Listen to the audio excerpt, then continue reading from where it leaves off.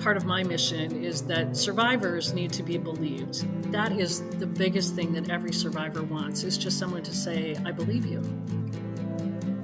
Welcome to the Crucible Project podcast. The Crucible Project is a nonprofit organization committed to creating a world of men and women who live with integrity, grace, and courage, helping them to fulfill their God-given purpose. This podcast will discuss important and sometimes difficult topics while delivering practical life applications with men and women who are currently practicing this work. We are igniting Christ-like change in men and women through experiences of radical honesty and grace. Welcome back to our Crucible podcast. My name is Joy, and I'm your host today.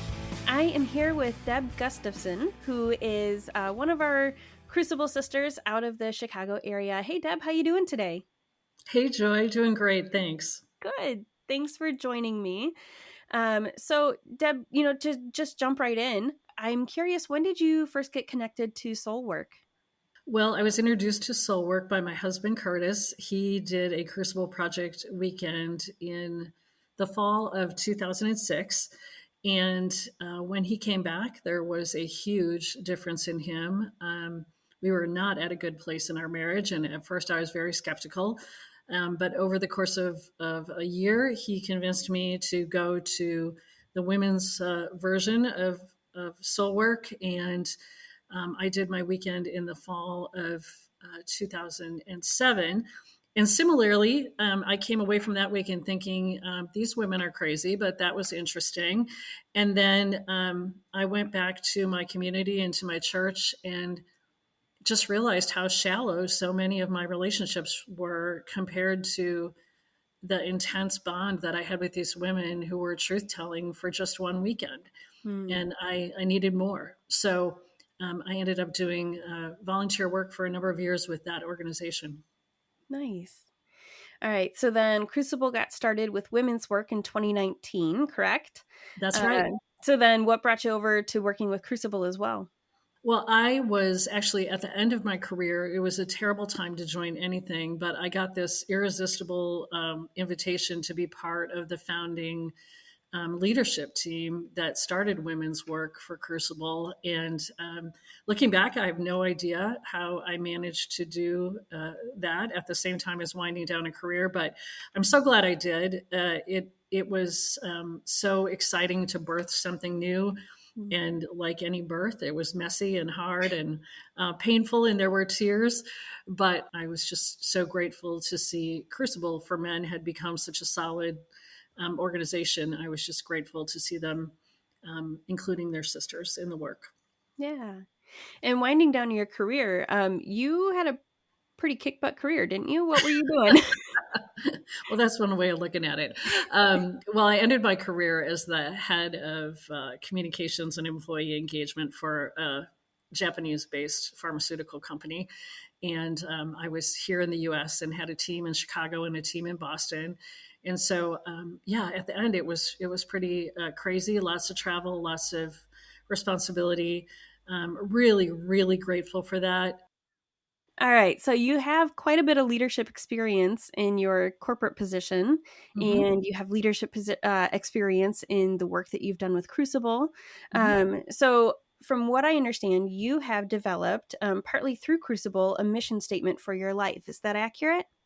That's right. One of the things that I had to miss in Crucible was experiencing the initiation weekend Crucible style as a participant, because I was on that inaugural staff. And so I was excited to get to do some of the second level weekends. And on one of those, we develop a mission statement.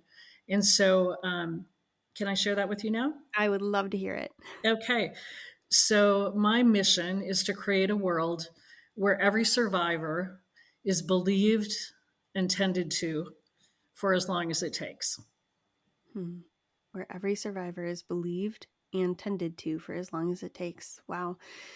So that's a powerful statement, and one that sounds like it has a story to it. So if we could jump into that story, first let's unpack what kind of survivors are we talking about? I would say survivors of any kind of abuse, whether it's physical, sexual, spiritual, emotional. In my case, the sort of before and after mark in my life was spiritual and sexual abuse by my pastor when I was a teenager. And so I experienced that in the 1970s and early 80s. So many years ago, long before this was a public conversation, Hmm. and certainly had a different expectation about whether I would be believed. I absolutely thought I would not. And frankly, I never did tell on my perpetrator until he was outed by another survivor when she tried to kill herself. Oh, And wow. then when she reported it to her therapist, they were mandated reporters. And so when the story came out, I then told my story in support of it. I regret that. I regret that I wasn't courageous enough to be the first to tell, but I also have a lot of compassion on that young woman who knew very well um, what would happen and what did happen. That the church quickly rallied around the perpetrator and said things like, you girls were old enough and you knew better, and it takes two to tango. I mean, we heard all kinds of things that made it that we were equally at fault for the abuse that was done to us. And it has taken me much of my adult life to unravel that. And then also, probably even more importantly, because my pastor was also the person teaching the scriptures and used them to his advantage and as cover for his evil. I am warrior enough, as we say in the Crucible Project. I have enough warrior in me that I was a fighter, and I loved Jesus before this guy came into my life. And Mm. I was not willing to let go of Jesus, but I had to let go of all the toxic parts of that religious system that I grew up in. That a man in authority could supposedly be my shepherd, but be using scripture to maim me and cause me great lifelong harm. Wow. Well, so I mean, just to say off the bat, like this should have never happened, Mm, right? Which we know. Um, thank you. but just to you personally, like this should not have happened. And so I'm so sorry that it did. And thank you for sharing that. To understand a little bit more, can you give us an idea of how long Mhm. this abuse went on? And, if I can just say, even if it was a single instance, Mm. it it is a huge deal. So I'm not trying to establish anything. I'm just curious about some of the background of it. Yeah. No, and thanks for saying that, because for anyone listening who has had a single instance can change the course of your life. And it's absolutely valid to Hmm. look at that and to unpack the harm of that. And I would encourage you to do that. In my case, it was about 4 years Wow. and hundreds of times of molestation. And almost every time the molestation ended with him praying with me for God to forgive us. And Okay. so there was a really, really deep soul, deep harm to my heart Hmm. that over and over and over again, the man who was my spiritual authority was asking God to forgive me. And I guessed he must know that I did something wrong. But he very much took advantage of some brokenness in my family of origin, some gaps that were there with some illnesses with my father. And my parents considered him, a dear friend of the family. My youth group was about 100 kids. It was a big youth group for the 70s in Hmm. particular. And they were very proud that I was selected to be a babysitter for his kids. I mean, he was married and had kids. And yeah. it was just very much one by one, he was able to, in my community, kind of close all the exits. He had access to my school, he had access to my schedule.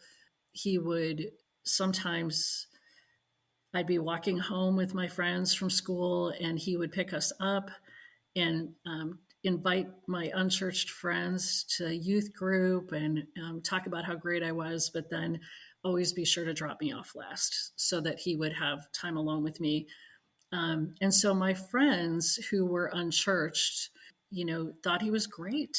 And some of them even, started coming to special events and things, which was part of the hook too, because the other story that I believed then that I no longer believe is that ours was the only Bible believing church in the area, and that if this came out, that people were going to hell was the end of that story. And so, I mean, that is a huge burden as a young teenage girl trying to navigate, first of all, a predator's sexual battery of her developing body, and then the salvation of not only the entire community, but more importantly, and more to the point, my abuser would very often reference that he did not think my dad was saved because my dad drank beer and smoked cigarettes.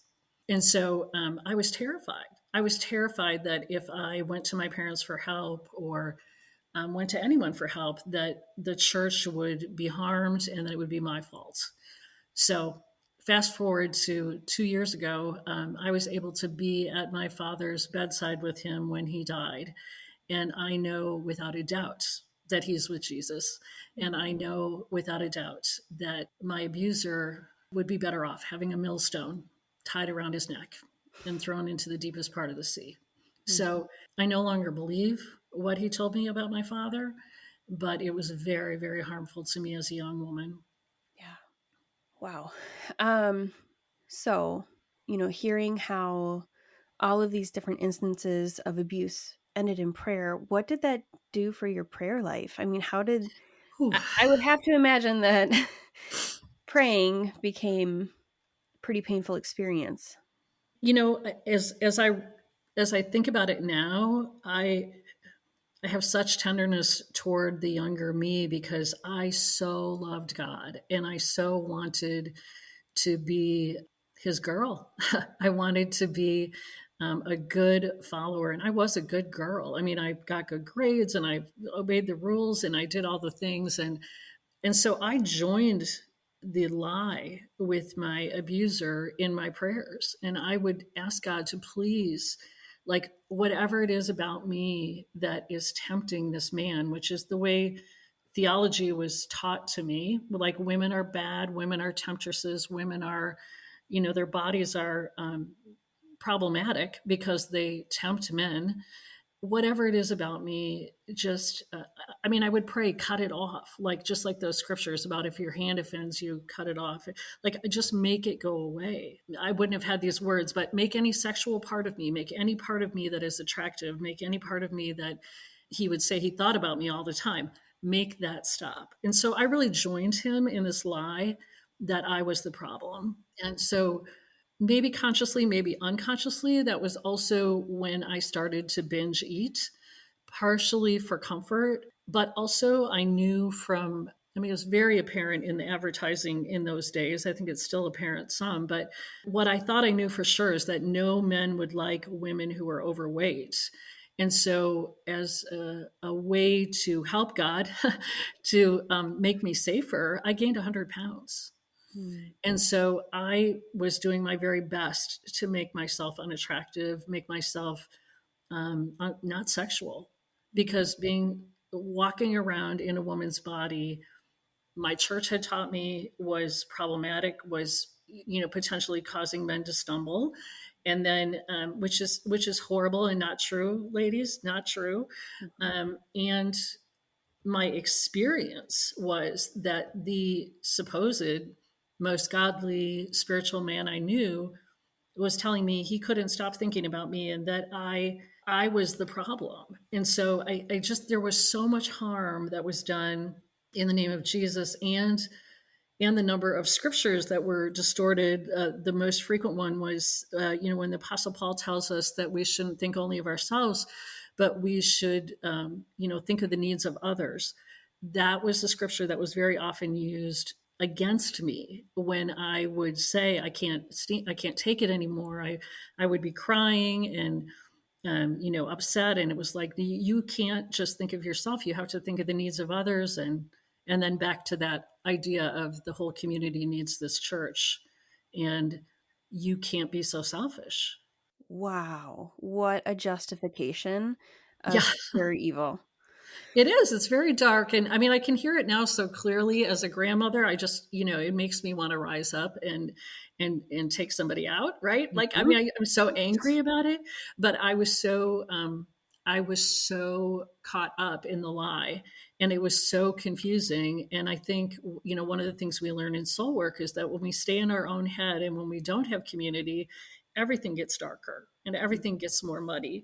And I knew the shame was coming. I knew what did you do was sort of the position of the men in the church who were supposed to deal with him. And was it really a big deal? And was it ultimately, my perpetrator's wife said to me that it wasn't really a sin and she could never divorce her husband because he had not committed adultery, because there was no intercourse. Wow. And so that was his understanding of the scriptures as well, very legalistic. He made it very clear that he was not ever going to have sex with me, although he wanted to. But that was the mess that they had made with their legalism of like, we can, what is the verse about straining gnats and camels, but like kind of like Mm, we're missing the forest for the trees here. yeah. um yeah, like this isn't okay. Yeah. That's a pretty dark. I mean, there were multiple victims, as there almost always are, but I didn't know that at the time. Yeah. What a line in the sand to draw. Yeah. Yeah, well, they're still married and they're still serving in a church. So even though my perpetrator ended up in jail, he did end up going to jail for a time, and then he is still a registered sex offender in the state of Wisconsin, and he is for life. But the church, again, in this sort of misguided theology of forgiveness, extends a lot of grace to the perpetrator and a lot of condemnation to the victims. So that is part of my mission, is that survivors need to be believed, Mhm. that is the biggest thing that every survivor wants, is just someone to say, I believe you. I Yeah. believe that happened. And it is not as easy as it sounds, because almost always, if there is a perpetrator, most people will not have had this experience with them. Of course not. Like, most people would say, well, I've never had that experience with him, or he doesn't seem like that to me, or and I should say she as well. There are female perpetrators. Mhm. The vast majority of women who are victims have been perpetrated on by a man, but not exclusively. But I think we have to get to a place of not just other survivors believing survivors. I think what I would like to see is a world where when a survivor comes forward, there's usually no monetary reason to come forward. There's a lot of reasons not to come forward. There's more pain. I found the secondary abuse from my church community and from people who judged me to be almost more damaging than the initial abuse. So, yeah, I really want a world where survivors are believed and tended to for as long as it takes. And Mm. I add that part because it takes a lifetime. And that is not because I or anyone else wants to identify in this survivor status forever. I don't want, this is not the only part of me. This is a slice of me, Right. but it does impact my entire life. Yeah. Yeah. I mean, that makes total sense. You think about even just in recent history, we had the whole Me Too movement, and it rose up, and, it was very loud, and a lot of women came forward saying Me Too, and I was a part of this, but like, where did that go now? It has died down, and yet the stories have not. Even just yesterday, Matt and Beth Rudman, famous worship leaders, the Heart of Worship song and Blessed Be Your Name, these real songs that have like led the church in worship for the last several years, they came out in a documentary that was aired a couple nights ago, called, oh, you probably know it, Let There Be Light. Mm-hmm. And it was speaking about a former boss. So like they were not children. You were a child being abused by an adult. But this is pervasive throughout. And, I'm not confident of the nature of their abuse. Maybe you can speak more to that. Mm-hmm. It sounds like it was definitely spiritual abuse. Yeah. Um, I know a little bit about that. Yeah, a little bit about their story. But their story is one that I think is classic in that the abuse. It sounds as though their abuser, yes, was a bully and was intimidating and all those sorts of things, and in a sort of the dark side of leadership, as we say in Crucible, where people use their power for evil instead of for good. But also, it sounds like there was some homosexual abuse by this man with young male interns and things like that. So I think what's most damning about that story is for the last 20 years, they have tried to tell leaders about this man and tried at various times to say, this isn't right and something is happening. And because of the success as measured in numbers of people coming to rallies or people buying music or whatever, the leader said, that's just the way this guy is, and kind of like mountain out of a molehill. And I have enough fear of God that I think we're in big trouble when that starts being our yardstick, right? If I don't think God is okay with us saying, let people be abused as long as the ticket sales are up or people are coming to events or people are buying music. I worry for those people. I mean, because God makes it very clear what he thinks about shepherds who do not tend to the flock. And he makes it very clear about what he thinks about people who cause little ones to stumble. And I think little ones can be children or vulnerable adults. And so for, teachers, coaches, pastors, anyone who has an adult coming to them who's in a vulnerable state, and they take advantage of that for their own sexual gratification or their own ego to bully that person or control that person, I do think there's a stricter judgment, right? The scriptures say, let not many of you be teachers, for unto you is a stricter judgment. And so I fear for us that we have become this sort of celebrity driven, well, if they're very charismatic, we can't afford to lose them. They bring people in. That is not our yardstick, right? Our yardstick is the truth and bringing darkness into light.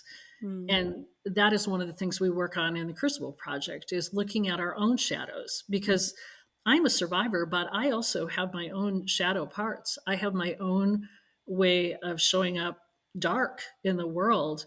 And if I don't put that in front of me and get in community with other people about how that looks for me and how that hurts the people that I love, then I'm accountable to God for that, right? I'm accountable for the way, yes, we're all wired a certain way and we're all have different propensities, but the things that we put in shadow are going to come out and hurt our world. And God holds us responsible for that. And I'm just so grateful for the Crucible Project that we really emphasize this thing of speaking truth, because I often have wondered since I started doing soul work, and I don't know, I can't turn back the clock, but what if there would have been the equivalent of the Crucible Project when my pastor started thinking the thoughts he was having about girls in the youth group? What if he could have gone into a community of other men and said, you got to help me. Like, I'm about to do something really bad, and I'm going to ruin my marriage and my ministry and a lot of young girls' lives. And if somebody could have said, you're right, that's absolutely wrong. We're going to walk with you, and we're going to figure out what that's about for you. And we're going to how many lives would have been changed? I mean, in the case of many perpetrators, hundreds of lives, right? Because they have congregations and they have families and they have, how many lives would have been changed if there were a safe place for people to look at their shadow before acting out and before hurting children or vulnerable adults. So I have to have hope that things like the Crucible Project are changing the world, because for people who are self-aware enough to know I'm at risk here and I'm really going to need some support, the Crucible Project is there to help people walk through those things. And I wonder how my life would have been different if there would have been something like that for my pastor. Yeah. Well, and like you say, the ripple effect of that, this man, knowing this has been debunked a little bit since, but the belief that this was one of the only healthy churches in the community, it's such a large youth group. It sounds like it was a pretty Mm-hmm. attractive church. And so with that kind of reach and power, I mean, how much more impact could he have had for the kingdom if he were pursuing health and help in clear ways before getting to the point of acting out? And he's an old man today, but the church that he is currently at and that currently allows him to be in the pulpit knows his background and has that same sort of false yardstick, I'll say, of, you know what, he's too gifted and the call is irrevocable and God called him to ministry. And so we're going to forgive him and God's going to use him. And it's that, again, that sort of, yes, he's a good speaker. And he's, of course, he at least, charismatic in a way, I guess. But Mhm. that's a really small view of God, to say that God can't operate without, we can't bench somebody for a while and say this person needs some healing and the whole kingdom's going to crumble. That's a really small view of God. So unfortunately, I think I'm grateful that the headlines, I'm not grateful, of course, for the abuse, but I'm so grateful that, like, you can't get away from now that this is truly happening. For a while, it was all about the Catholic Church. Now it's come home with, the Southern Baptists and all the other Protestant churches. And so it's happened for years and years and years. And I'm glad that we're talking about it.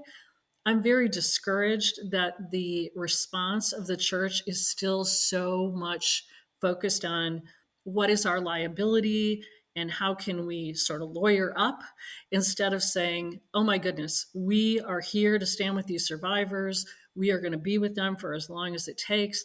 Yes, somebody needs to walk with the perpetrator, perhaps to jail, perhaps to whatever they need for their own wholeness. And I'm not saying there's not redemption for perpetrators. Certainly, God is big enough to do that. But I think the priority of giving a lot of grace to perpetrators and a lot of condemnation, for crying out loud, to victims is ridiculous and doesn't represent Jesus. Yeah. So, with all of that in mind, our podcast listeners here are leaders in their own communities. Some of them may be pastors, involved in organizations, on boards, all of those things.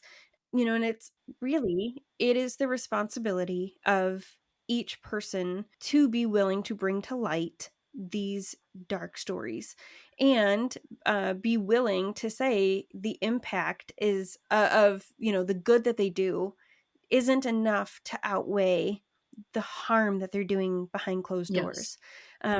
So, even recognizing that, yes, this is up to each person's responsibility. How do we safeguard against this? I know you just recently ended your term on the board with the Crucible Project. So thank you for the leadership that you brought there. But part of what you brought to the organization as a board member was some safeguarding against these things. So how do we bring healing where hurt has happened, where harm has happened? And how do we start to safeguard against these things to prevent it going Hmm. forward? Well, the best organization that I have found that I introduced Crucible to is an organization, the acronym is GRACE, which is Godly Response to Abuse in Christian Environments. So there are a lot of free resources on their website at netgrace.org, netgrace.org. They also, as an organization, one of the attorneys actually there that started ministry is a grandson of Billy Graham. And he has done a number of investigations at some of the mega churches we know here in the Chicago area. But more, the thing that I brought to the Crucible board, and I was so thrilled we implemented, was they offer training to Christian organizations and to churches, schools, how to safeguard against perpetrators, and then what things we currently do that maybe we think are making us safe that aren't. So, for instance, most perpetrators don't have a record. And so doing a background check is a good thing to do. I don't think we should stop doing that. But you cannot count on that to weed out perpetrators. There's a lot of education. We as a board on the Crucible Project did a half-day training on how to do a trauma-informed response to folks. We talked about specific scriptures that get misused. The one that I would say is most heavily used incorrectly is the one in Matthew that talks about if you have a problem with your brother, go to them in private. Very often victims are told that they must do that before the church will do anything. But that is not a verse that talks about people with such differing levels of power. It says, go to your brother. So that anticipates that you are talking about somebody who is at your same level. Sending a victim back to their perpetrator is evil, and it is not wisdom. So we often talk about how to be on the lookout for a wolf in sheep's clothing, but we hardly ever talk about what if it's a shepherd that is hiding in sheep's clothing, the one we expect to protect us. So Grace, the organization that we used for training, it just takes a lot of those things, and it's again, it's heavy. It's hard to hear, oh, how could somebody use the scripture? How could somebody, be so wrong about that? But it also helps us see our own blind spots where we all want peace and we all want unity. And depending on how you're wired, some of us want it more than others, right? Some people would say unity, is the most important thing, when really what they're doing is being passive and cowardly. And so unity is important, but saying peace, peace when there is no peace is not holy. That is not a good thing. And when there is danger and there is harm, we are required to draw a boundary and stand up and address it. And not only address the evil, but also be, as in the story of the Good Samaritan, come alongside those who have been harmed. And what I love about that story is, and most of our listeners know the story of the Good Samaritan in the scripture, that while the religious people walked on the other side so that they weren't defiled by this bloody, injured, victimized man, the Samaritan, the person that no one thought would help, helps. And not only does he help in the moment, but he uses all of his resources to get that person to safety. And then he also asks for help. He asks the innkeeper to help, and he says he'll be back. And there's so much good in that story. There's so much to unpack that would really preach well about how it's a long process and it's costly. It's costly not only in terms of time, but in terms of treasure, and messy, bloody. There's a way that we ourselves can feel defiled by so much darkness. Like, oh, I can't hear one more story. But God calls us to enter in to people with their messiness as long as it takes. And so that is really part of my mission. And for myself, the second part of my mission statement and what I intend to do to be true to that mission is I speak hard truth and take courageous action to expose darkness, protect, and provide. So it's not enough just to say, look at what's happening. I'm going to shine light on this darkness. I think we have to stay and protect the people who need protecting, and then providing in whatever way we can, through listening, through coming alongside, through financial resources, and also helping people to get back on their feet, helping people to sort out, what part of this is true of God and what part of this is a lie. And that is not, it's not simple. And if you grow up, as I did, in a very sort of fundamentalist, legalistic church, we want to make everything simple. And it's really, it's not a Band-Aid, it's a surgery. It's taking out the tiny little pieces that are true and holding on to them, and then just throwing away the rest, getting rid of what's left. So yeah, it is my mission, and it is Yeah, powerful and important to me, and it is also heavy and hard. but so relevant and so needed in today's world. Yeah. As an organization, with Crucible, you've talked about some resources and, the healing that Crucible can help, both for survivors or people who are being abused, but also for perpetrators, those who might be Hmm. feeling this inner struggle, this inner pull, and coming to a place where you can talk about that before action happens. Hmm. And we say on our weekends that we do have the obligation to report abuse to children or elderly, Yes. but as an organization, we are committed to helping those who have abusive practices, face and overcome the pattern, and we will work with them to be liberated from some of that. But we also, as an organization, we are committed to Yeah. survivors, and not just tending to them, but also preventing that predatory behavior, Yes. and especially out of Crucible leaders, those, because as you have pointed out, those in leadership can very easily start to take it. It doesn't start with a leap to a misstep, Right. right? It's not a leap into predatory behavior. It starts with small Right. steps, and those small steps, it's like a ship in the ocean without a Right. compass. Very small turns can get you very far away. Yes. So, can you speak to, what you've seen the organization do to help prevent that predatory behavior from our leaders? Because we step into some hard stories, right? So, as we're stepping into hard stories, how do we keep an eye out for those predatory behaviors as an organization?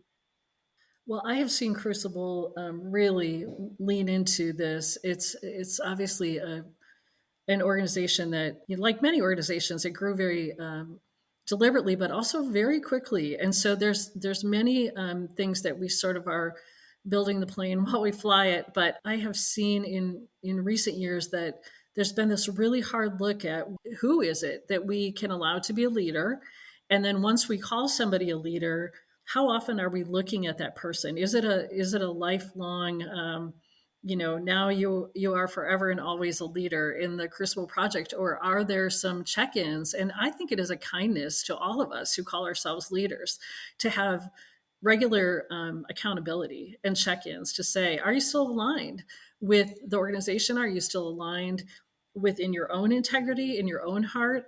Are there things that you have put in your shadow that you are not looking at, and having brothers or sisters to call you out? And I do see the Crucible Project putting resources. As I said, the board has been trained, the staff has been trained by this godly response to abuse in Christian environments. We have taken time and money to really understand like what it is that is at risk if we as an organization do not keep our eyes wide open for any kind of predatory behavior.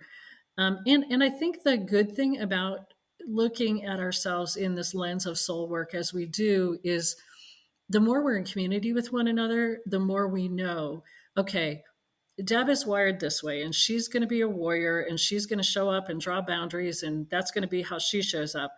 And then Curtis is going to show up as a lover, and he's going to show up as he wants peace, and he would just like everybody to be happy, and he would like. So we know each other well enough to say, okay, are they seeing something that I'm not seeing? Can I lean on them for insight that I might be missing? And in the same way, for those of us who are more hypervigilant because of our own experience, for someone to say, okay, let's look at how much of this is from your story and how much of it is the reality of what's happening. And in almost every case, it's a combo platter, right? None of us can take Mhm. off our experiences. None of us can stop seeing out of the eyes we see out of. And that is our gift, I think, not only to the Crucible Project, but to the body of Christ.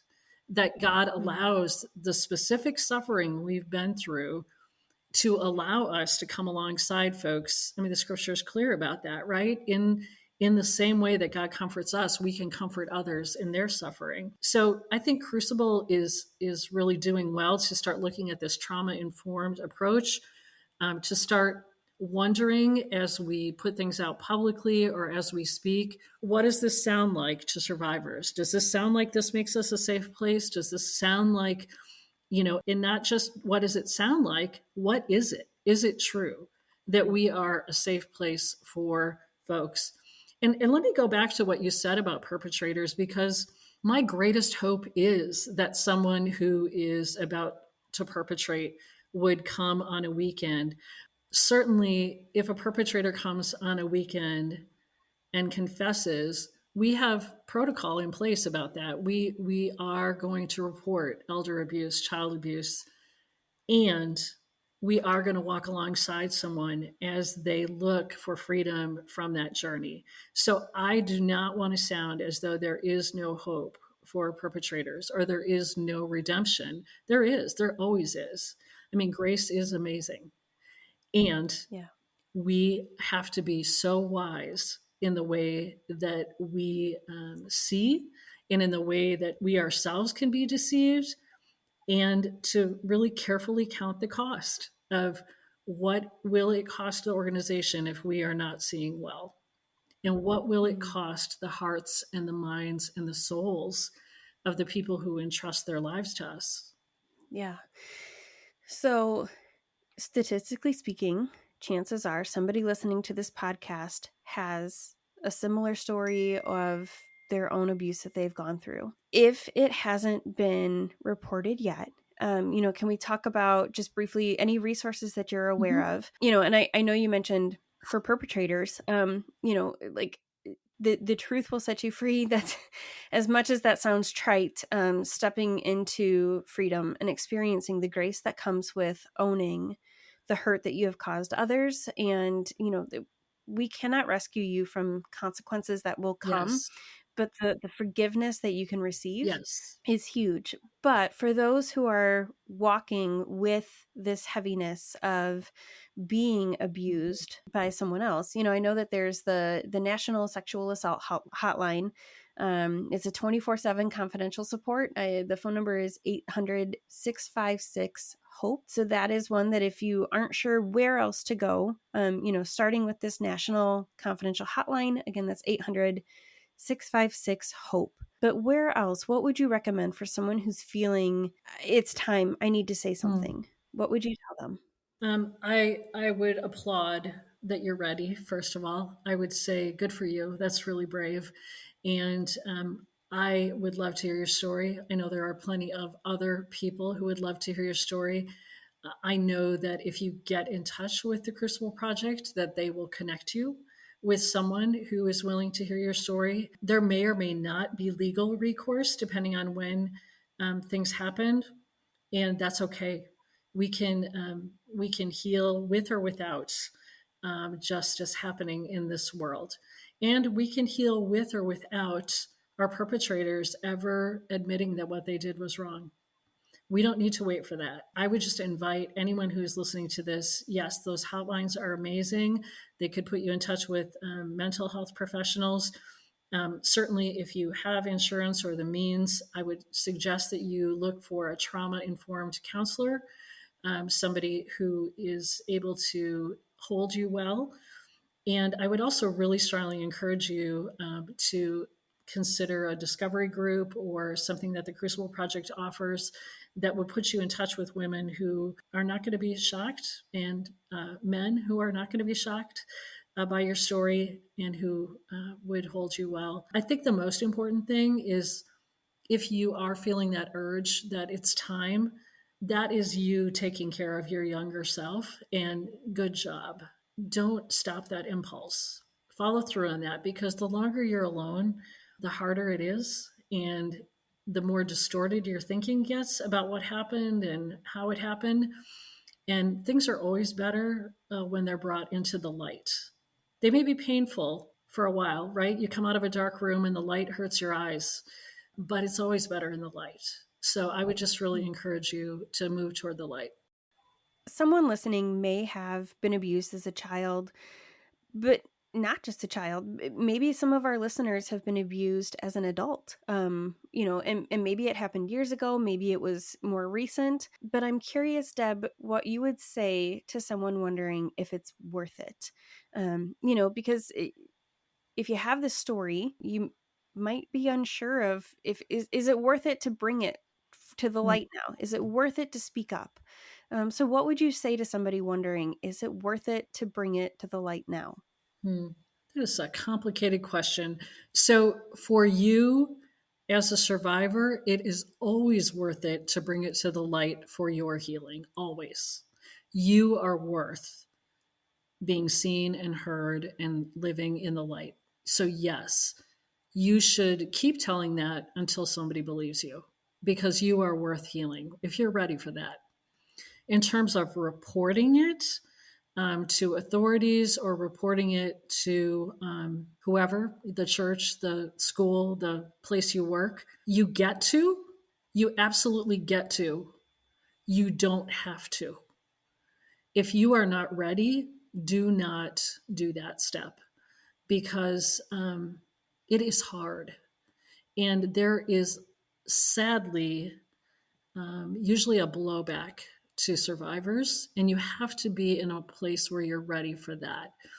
So, in my own experience and in the experience of many women, we've been labeled angry bitches, bitter, unforgiving. There's all kinds of labels, and sadly, many of them come from the church. And so, you have to be in a solid enough place to be ready to stand against more lies.